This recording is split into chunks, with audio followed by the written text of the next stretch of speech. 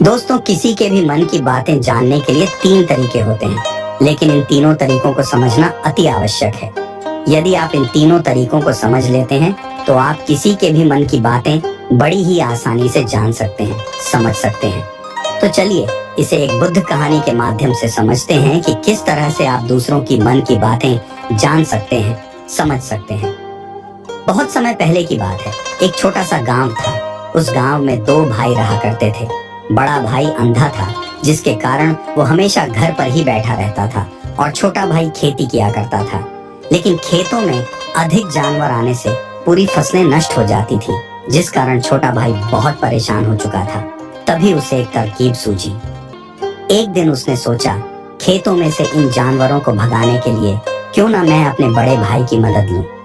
वैसे भी बड़े भैया अंधे, अगर वह खेत में बैठे रहेंगे और जानवरों की आहट आने पर वह उन्हें जोर से चिल्लाकर भगा सकते हैं, जिससे हमारी फसलें बच सकती हैं।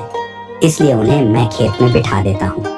ये सब सोच विचार करने के बाद उसने अपने खेत में ही एक छोटी सी झोपड़ी तैयार की और अपने अंधे भाई को उस खेत में बैठा दिया और उनसे कहा, भैया, यदि कोई जानवर की आहट आपको सुनाई दे तो आप जोर जोर से चिल्लाना। यह सुनकर वह जानवर यहाँ से भाग जाएंगे और हमारी फसलें नष्ट होने से बच जाएगी। बड़ा भाई अपने छोटे भाई की बात मान लेता है और वो उस दिन से खेत में ही रहना शुरू कर देता है। जब भी किसी जानवर की आहट उसे सुनाई देती तो वो तुरंत जोर जोर से चिल्लाना शुरू कर देता, जिससे वह जानवर उसके खेतों से भाग जाते। ऐसा करते करते कई दिन बीत चुके थे। तभी एक दिन उसके खेत में एक हिरण भागता हुआ था और वह खेत के बांध को तोड़कर वहां से भाग गया। लेकिन उसी हिरण का पीछा करते हुए एक राजा भी उस खेत में आ पहुंचा। तभी राजा की नजर उस अंधे भाई पर पड़ती है। राजा उस व्यक्ति से कहता है, देखो, मैं यहाँ पर एक जानवर का पीछा करते हुए आया हूँ। क्या तुमने उस जानवर को यहाँ पर देखा है? इस पर वो व्यक्ति कहता है, हे राजन, मैं तो अंधा हूँ, मैं भला किसी जानवर को कैसे देख सकता हूँ। लेकिन मैं आपको इतना जरूर बता सकता हूँ कि जो जानवर मेरे खेतों से होकर भागा है वह आपके लायक नहीं है। आप उसके पीछे अपना समय यूं ही व्यस्त कर रहे हैं। राजा उस अंधे व्यक्ति की बात सुनकर बड़ा अचरज में पड़ गया। वो ये सोचने लगा कि आखिर यह तो अंधा है, फिर इसे कैसे पता कि जिसे हिरण को मैं तलाश रहा हूँ वह हिरण मेरे लायक है ही नहीं। ये अंधा व्यक्ति मुझे कैसे बता सकता है? तभी राजा उस अंधे व्यक्ति से कहता है, कहीं तुम मुझसे झूठ तो नहीं कह रहे हैं? एक तरफ तुम ये कहते हो कि तुम अंधे हो और दूसरी तरफ तुम ये भी कह रहे हो कि जो जानवर यहाँ से भागा है वो मेरे लायक नहीं है। इस पर वो अंधा व्यक्ति कहता है, हे राजन, जिसे आप एक हिरण समझ रहे हैं, असल में वह एक हिरण नहीं है बल्कि एक हिरणी है, और वह भी गर्भवती है। और जहाँ तक मुझे ज्ञान है, मैंने कभी किसी राजा को किसी गर्भवती हिरणी का शिकार करते हुए नहीं सुना है, और इसी कारण मैं आपसे ये कह रहा हूँ कि वो आपके लायक नहीं है। आप उसके पीछे अपना समय व्यर्थ ना करें। ये सुनकर राजा और भी अचरज में पड़ गया। वो ये सोचने लगा कि आखिर ये अंधा आदमी ये कैसे जान सकता है कि वो हिरनी है और गर्भवती है। राजा कुछ देर सोच विचार करने के बाद अपने सेनापति से कहता है, सेनापति जी, मुझे वो जानवर जिंदा चाहिए, क्योंकि मुझे यह पता करना है क्या वो हिरनी है और क्या वह गर्भवती है। क्योंकि यह अंधा आदमी बहुत विश्वास के साथ कह रहा है और मुझे इस बात की पुष्टि करनी है। यदि वह हिरनी हुई और गर्भवती हुई तो वह हमारे शिकार के लायक नहीं है, क्योंकि हम तो एक हिरण का पीछा कर रहे थे। इसलिए जाओ और पता करो कि क्या वो हिरनी है। सेनापति राजा से आज्ञा लेकर आगे की ओर बढ़ चलता है, और कुछ देर बाद जब वह वापस लौट कर आता है तो वह राजा को कहता है, हे राजन, इस अंधे आदमी ने जो भी बातें कही हैं वो बिल्कुल सही है। वो एक हिरनी ही है और वह गर्भवती भी है। ये सुनकर राजा आश्चर्यचकित रह गया। उसे समझ नहीं आ रहा था कि आखिर अंधा आदमी कैसे पता कर सकता है कि वह जानवर एक हिरनी है, और तो और वह गर्भवती है। भला एक अंधा आदमी यह कैसे देख सकता है, यह कैसे जान सकता है?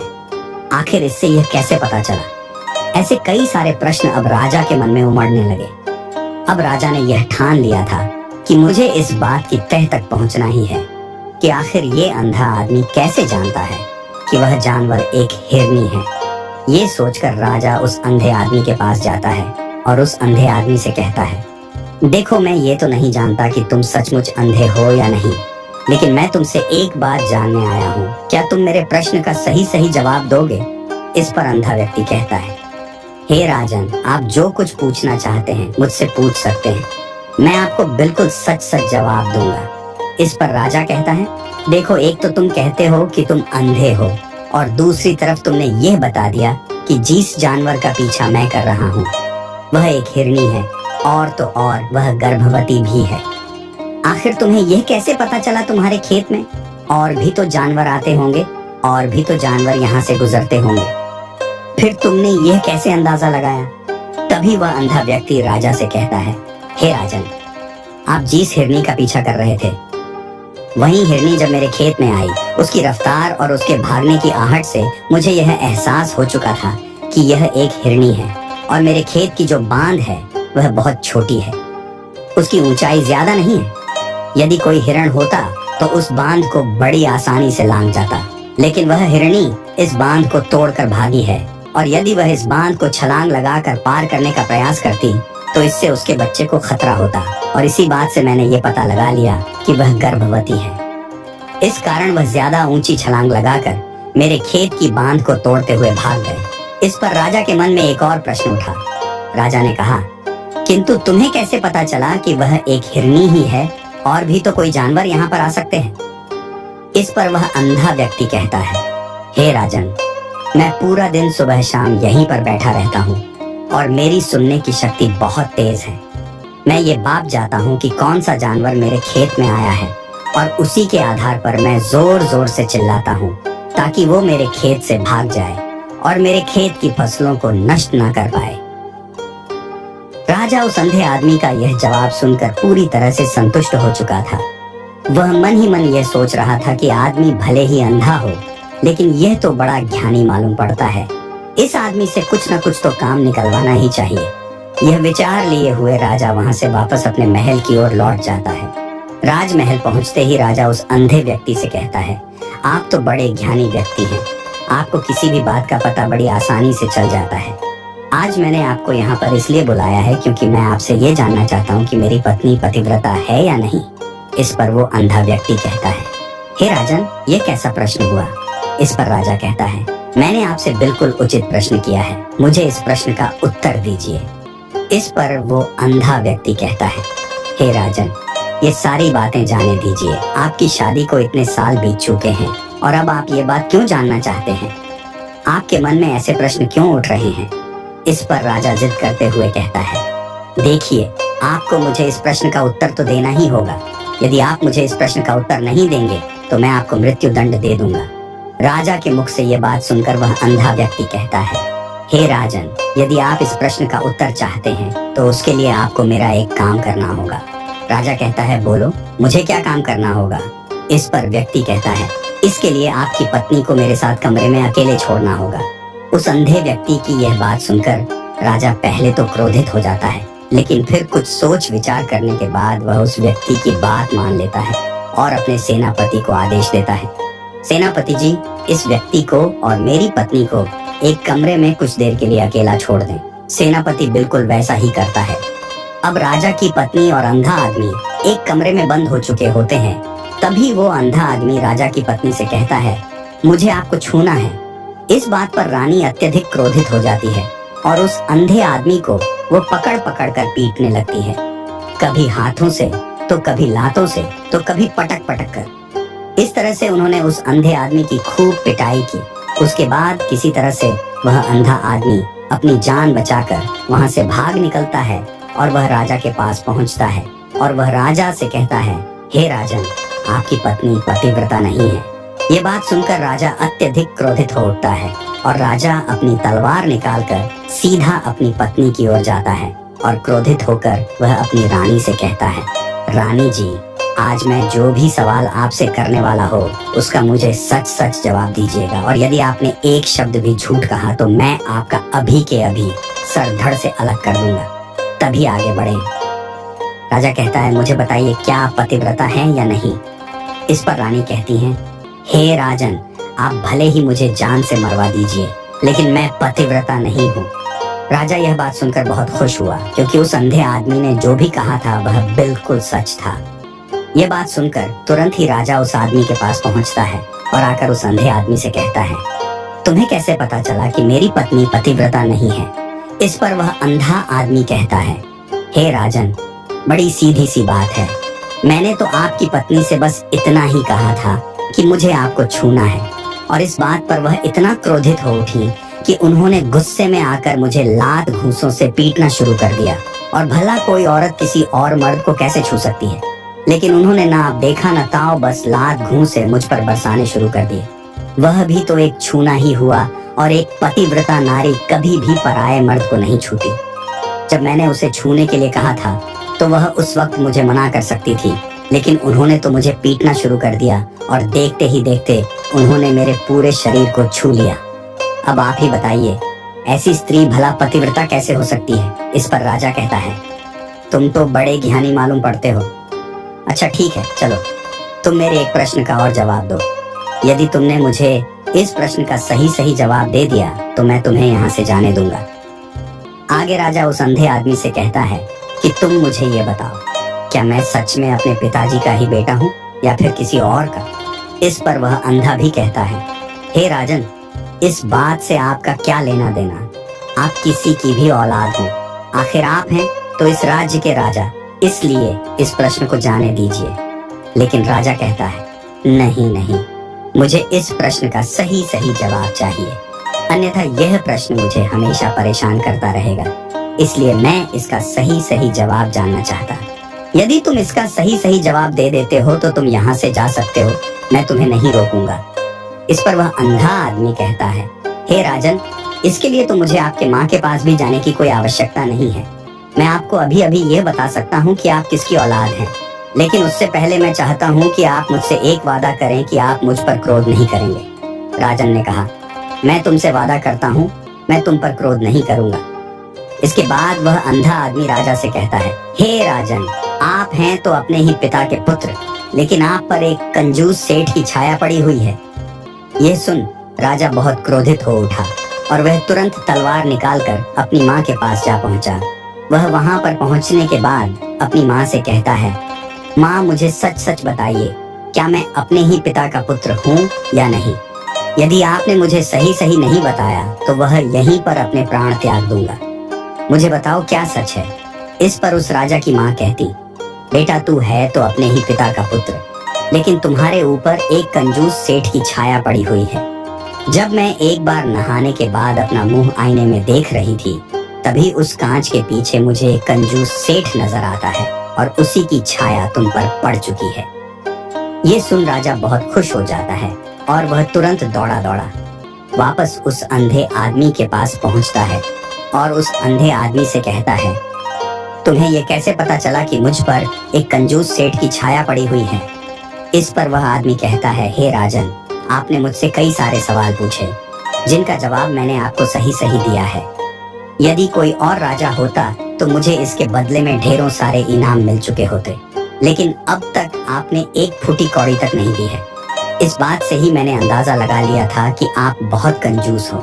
ये बात सुनकर राजा जोर जोर से हंसने लगा और कहता है कि आप जो भी मांगेंगे वह मैं आपको अवश्य दूंगा, लेकिन मुझे यह बताओ कि तुम्हें कैसे पता चल जाता है कि कौन सी बात सही है और कौन सी गलत? तुम किसी भी बात का इतना सटीक और सही जवाब कैसे दे पाते हो? इस पर वह अंधा आदमी कहता है, हे राजन, मैं तो वैसे ही अंधा हूँ। यदि मेरी आंखें होती तो मैं किसी की भी मन की बातें बड़ी सरलता से जान लेता। मन की एक भाषा होती है और यह भाषा मनुष्य के शरीर के व्यवहार के रूप में देखी जा सकती है। उसकी आंखों से, उसके होठों से, उसके काम करने के तरीके से, उसकी क्रियाओं से पता किया जा सकता है कि उसके मन में क्या चल रहा है।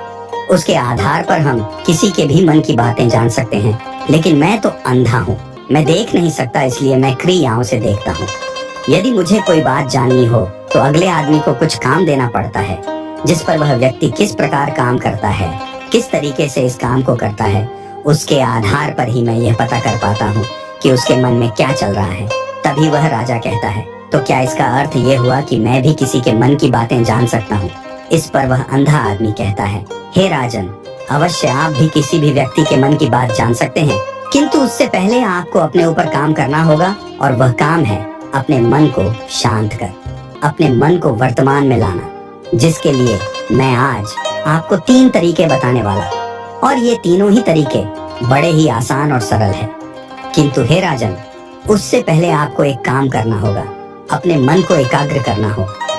जब हम अपने मन को एकाग्र करते हैं, अपने मन को वर्तमान में लाते हैं, तो हम दूसरे के मन की बात जान सकते हैं, क्योंकि वह आदमी अभी भी अपने मन में वर्तमान में ही सोच रहा है, और हमें भी मन को वर्तमान में ही लाना होगा, तभी हम उसके मन की बातें जान सकते हैं। यदि हम अतीत में हुई घटनाओं के बारे में सोच रहे हैं, तो वह जो अगला आदमी वर्तमान में सोच रहा है, वर्तमान में अपने मन में बात कर रहा है, वह हम कैसे जान पाएंगे, क्योंकि हम तो अतीत की घटनाओं में डूबे हुए हैं। इसलिए किसी के भी मन की बात जानने के लिए सबसे पहले हमें हमारे मन को एकाग्र करना होगा, उसे वर्तमान में लाना होगा। आगे वह व्यक्ति राजा से कहता है, हे राजन, जो 3 तरीके मैं आपको बताने वाला हूँ, इन 3 तरीकों से बड़ी आसानी से किसी के भी मन की बातें जान सकते हैं। उसके बाद वह अंधा आदमी राजा से कहता है, हे राजन, जो सबसे पहला तरीका है वह है आंखों पर ध्यान देना। किसी व्यक्ति से बात करते वक्त उसकी आंखों में देखना, उसकी आंखों पर ध्यान देना, जो सबसे ज्यादा जरूरी है, क्योंकि आंखें बोलती नहीं पर बहुत कुछ कह जाती है। यदि हम किसी व्यक्ति की आंखों के इशारों को समझना सीख जाए, हम ये जान पाएंगे कि व्यक्ति के दिमाग में क्या चल रहा है, वो क्या सोच रहा और अभी वह क्या करने वाला। मेरे पास आंखें नहीं, लेकिन मैंने अपने गुरु से ये विद्या सीखी है, क्योंकि बहुत सालों पहले मेरे पास आंखें थी और मैं उस वक्त लोगों के मन की बातें केवल उनकी आंखों से ही जान लेता था। इसलिए यदि आप भी दूसरों की मन की बातें जानना चाहते हैं, तो आपको भी उनकी आंखों पर गौर करना चाहिए, जैसे कि उनका आकार कैसा है, वह कब, कहां और किधर देख रहे हैं। यदि उसकी आंखें यहाँ वहाँ घूम रही हैं, जब आप उससे बातें कर रहे हैं, तो वहाँ वह इधर उधर मोड़ रहा है, कभी ऊपर तो कभी नीचे या कभी आसपास, या फिर उसकी आंखें खुश नजर आ रही हैं या फिर आंखें निराश नजर आ रही हैं, जैसे कि चोर होता है उसकी आंखों में। जब हम देखते हैं तो हमें यह पता चलता है कि अगले आदमी ने कोई गलती की है। ठीक उसी प्रकार जब हम किसी चालाक व्यक्ति की आंखों में देखते हैं, तो आपको पता चलेगा कि उसकी आंखों में एक भाषा होती है। एक बहुत ही सीधा और आसान तरीका होता है। यदि आपको यह पता लगाना है कि सामने वाला व्यक्ति आपसे झूठ कह रहा है या फिर सही, तो आपको उसकी आंखों पर ध्यान देना अति आवश्यक है। यदि आपसे बात करते वक्त वह व्यक्ति अपनी आंखें यहाँ वहाँ घुमा रहा है, ऊपर नीचे इधर उधर दाएं बाएं हर जगह देख रहा है, तो इसका अर्थ यह हुआ कि वह उस बात से निकलने का कोई रास्ता ढूंढ रहा है और कोई झूठ बना रहा है। यदि सामने वाला व्यक्ति आपसे कुछ झूठ कहने का प्रयास कर रहा है, तो वह आपसे नजर नहीं मिलाएगा। वह यहाँ वहाँ देखेगा, ऊपर नीचे देखेगा, लेकिन वह आपकी आंखों में आंखें डालकर कभी नहीं देख पाएगा, क्योंकि उसे डर है कि यदि उसने आपकी आंखों में आंखें डालकर देखी तो उसका झूठ पकड़ा जाएगा और लोगों को सच्चाई का पता चल जाएगा। और इसी प्रकार कुछ और भी भाषाएं होती हैं। जब आप किसी की आंखों में आंखें डालकर यह देखना शुरू कर देंगे कि उसके हाव भाव क्या है, ठीक उसी प्रकार चेहरे के हाव भाव होते हैं, जिससे हम मन की बातें बड़ी आसानी से समझ सकते हैं, और इन्हें भी समझना बहुत जरूरी है। कभी कभी कोई व्यक्ति अपने चेहरे से जैसे आंख, होंठ और बहुत से कुछ अलग अलग व्यवहार करता है। यदि आप किसी व्यक्ति के चेहरे में गौर करेंगे, तो आप आसानी से समझ पाएंगे कि वह व्यक्ति निराश है। जब व्यक्ति बहुत उदास है, या फिर वह बहुत खुश है, या फिर उससे कोई बहुत बड़ा दुख है, वह अपने अंदर क्या महसूस कर रहा है, ये सारी बातें हम उसके चेहरे के हाव भाव से पता कर सकते हैं। फिर चाहे इंसान जुबान से कुछ बोले या ना बोले, लेकिन आप उसके चेहरे से सब कुछ पता कर सकते हैं। आगे व्यक्ति राजा से तीसरा तरीका बताते हुए कहता है, हे राजन, इसी प्रकार तीसरी भाषा भी है, अर्थात तीसरा तरीका भी है, और वह है हाथों के इशारे और शरीर का व्यवहार। मन की बात समझने के लिए हमें हाथ के इशारे और शरीर के व्यवहार को समझना बहुत आवश्यक है। कोई व्यक्ति जब बात करता है, तो आपने देखा होगा कि वो अपने हाथों को हिलाता रहता है, अपने हाथों से इशारा करता रहता है। बातों के साथ साथ अपना शरीर का जो व्यवहार है, अर्थात बॉडी लैंग्वेज, उसका भी पूरा उपयोग करता है, जिससे हमें यह पता चल पाता है कि वह व्यक्ति हमारी बातों पर कितना ध्यान दे रहा है और उसके मन में क्या चल रहा है। शरीर के व्यवहार को देखने के लिए उसके हाथ मटकाने, शरीर मटकाने और चेहरे पर बार बार हाथ लाल, हाथों का एक दूसरे से मसलना, ऐसी बहुत सी क्रियाएं होती हैं। उस पर हमें ध्यान देना अति आवश्यक। मन की बात को समझने के लिए हमें शरीर के व्यवहार को भी समझना पड़ता है। यदि हम इन 3 तरीकों को सही तरीके से ध्यान देकर इन 3 तरीकों को अच्छे से समझ लेते हैं तो हम बहुत जल्दी किसी भी व्यक्ति के मन की बातें बड़ी सरलता और सहजता से जान सकते हैं। इसलिए यदि आपको किसी के मन की बातें जाननी है तो आपको उसकी आंखों पर, उसके चेहरे पर, उसके शरीर के हाव भाव को और उसके हाथों को ध्यानपूर्वक देखना और समझना होगा, जिससे आप यह समझ पाएंगे ये आखिरकार उसके मन में क्या चल रहा है और वह क्या सोच रहा है। लेकिन उनसे पहले आपको अपने मन को एकाग्र करना होगा, शांत करना होगा और अपने मन को वर्तमान में लाना होगा। तभी आप उस व्यक्ति की इन सभी क्रियाओं पर ध्यान दे पाएंगे, उन्हें समझ पाएंगे। अन्यथा आप यदि अतीत की घटनाओं में व्यस्त हैं, भविष्य की योजनाओं में व्यस्त हैं, तो आप उस व्यक्ति के हाव भाव पर कभी ध्यान ही नहीं पाएंगे और ना ही आप कभी यह समझ पाएंगे कि आखिर उस व्यक्ति के मन में क्या चल रहा है, वह क्या सोच रहा है। आपने देखा होगा कि ऐसे कई बड़े संत महात्मा हैं जो बड़ी ही शांति से आपको देखते हैं और आपको देखकर ही ये बता देते हैं कि आपके मन में क्या चल रहा है, आप उनसे क्या जानने आए हैं। और इसका सबसे बड़ा प्रमुख कारण यही है कि वह आपको पढ़ सकते हैं, आपको समझ सकते हैं, आपकी मन की बातें जान सकते हैं, क्योंकि उनका मन एकाग्र है, शांत है और यही कारण है कि वह आपके मन की बातें बड़ी सरलता से समझ जाते हैं। तो दोस्तों, उम्मीद करता हूँ आपको इस कहानी से एक अच्छी सीख मिली होगी। ये कहानी आपको कैसी लगी हमें कमेंट बॉक्स में कमेंट करके जरूर बताएं और इस कहानी को अपने दोस्तों के साथ जरूर शेयर करें ताकि उन्हें भी इस कहानी से कुछ सीखने को मिल सके।